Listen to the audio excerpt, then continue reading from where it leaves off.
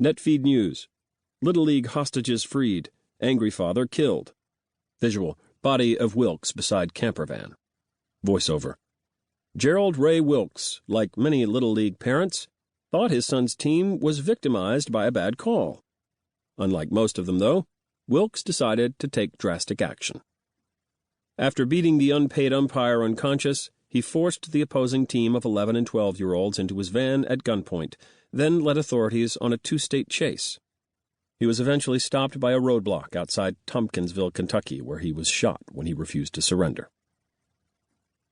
Renee dodged Sam's first blow and ducked the second almost as easily.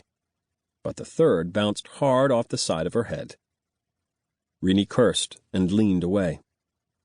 Sam was crying and swinging blindly, but Renee didn't want to take any chances. If the sim body was a fair representation of her real self, Sam Fredericks was a strong, athletic girl. Renee grabbed her around the waist and threw her to the strangely soapy ground, then struggled to secure the girl's arms in a clinch. She failed and was slapped on the side of the head again. Renee was having trouble keeping her own anger in check. "Damn it, Sam, stop. That's enough."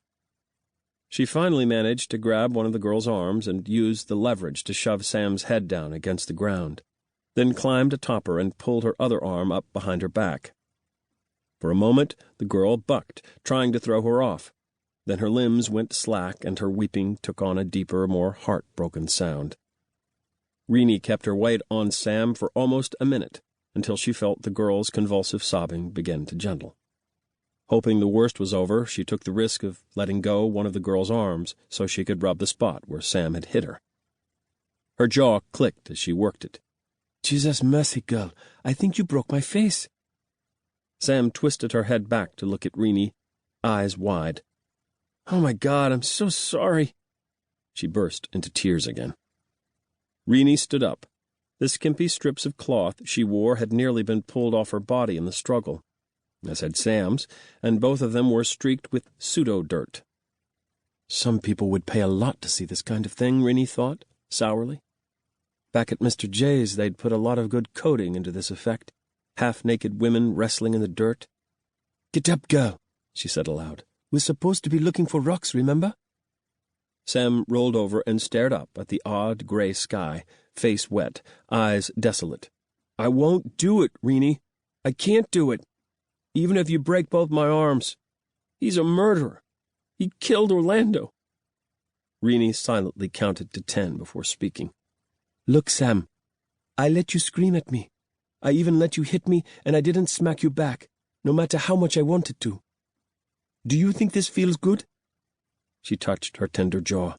"It's been difficult for all of us, but we're going with that nasty old man because we have to, and I'm not going to leave you here.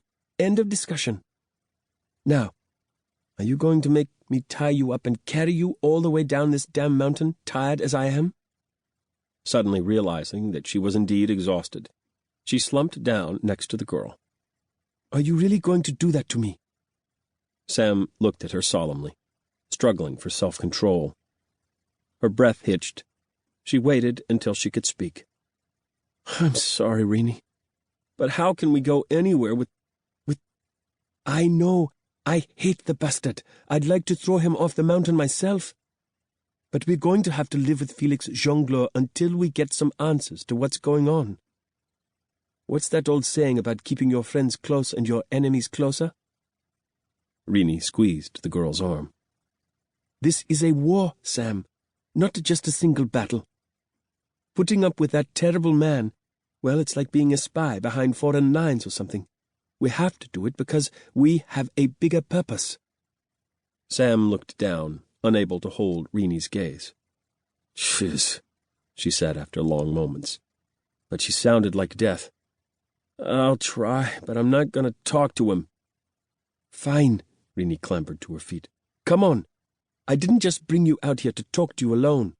We still have to—" She broke off as a shape moved slowly around one of the broken spikes of stone, which were the primary features of the barren landscape. The handsome young man who stood there said nothing, but only stared back, empty-eyed as a goldfish in a bowl. "What the hell do you want?" Rini asked him. The dark-haired man did not answer for a moment. I am Ricardo Clement, he said at last. We know. Just because he was brain-damaged didn't mean he had earned any of Rini's sympathy. Before the ceremony went awry, he had been another one of the Grail murderers, just like Jongleur. Go away. Leave us alone. Clement blinked slowly. It is good to be alive. After another pause, he turned and disappeared among the rocks. This is so utterly horrible, Sam said weakly. I don't want to be here anymore, Rini. Neither do I. Rini patted her shoulder.